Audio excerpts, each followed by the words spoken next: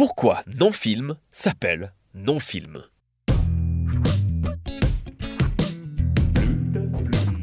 Bonjour à toutes et à tous, et bienvenue sur la chaîne Projet Ventilo. Bon déjà, pour commencer, c'est quoi non-film? Eh bien, non-film, c'est pas un film. C'est tout pour moi, j'espère que cette vidéo vous aura plu. N'hésitez pas à vous...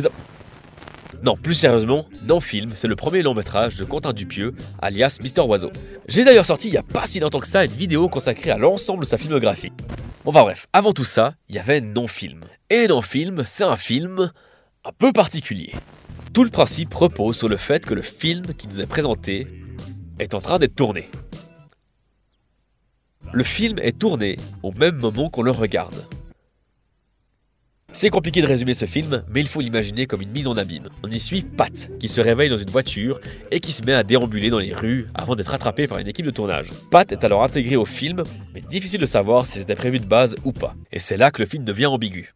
Parce qu'on sait qu'on regarde une fiction, on comprend rapidement le côté provocateur et indigeste de cette approche, mais on se met à aimer suivre ce bordel organisé qui nous fait continuellement nous questionner sur l'histoire qui se passe pendant le tournage et l'histoire qui se passe dans le film qui est tourné.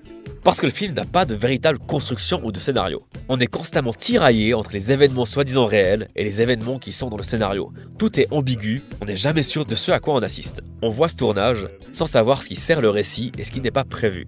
Et parfois les scènes sont répétées en nous faisant croire que ces scènes sont réelles alors que ce ne sont que des répétitions pour les acteurs. Je me demande vraiment comment s'est passé le tournage pour Quentin Dupieux et son équipe. Alors là on tourne une scène dans laquelle on tourne une scène qui est en fait une scène réelle mais qu'on croit être fausse. Mais vrai, dans le film qui est tourné. Ça devait être un beau bordel. Et Dupieux disait qu'un film ne devient un film qu'au moment du montage. Et en bon provocateur qu'il est, si on raccroche ça au principe de non-film, on peut se dire que le montage est quasi inexistant.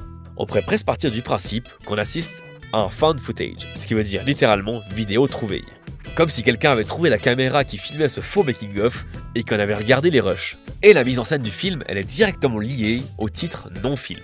Parce que cette image mal cadrée et mal étalonnée, on a plutôt l'impression de voir une caméra embarquée, cachée, qui filmerait un making-of bidon. Parce que le film qui est actuellement tourné est aussi censé être un film aveugle et muet. Oui. On a donc des caméras qui tournent des scènes pour le film tourné dans le film, j'en peux plus. Et une caméra qui filme le tournage du film. Non mais s'il vous plaît. En fait, on assiste à un film qui n'est pas fini, qui se construit petit à petit. Mais au final, on assiste à un film qui n'est même pas un film. Voilà pourquoi non-film s'appelle non-film. Je crois. Et j'ai mal à la tête.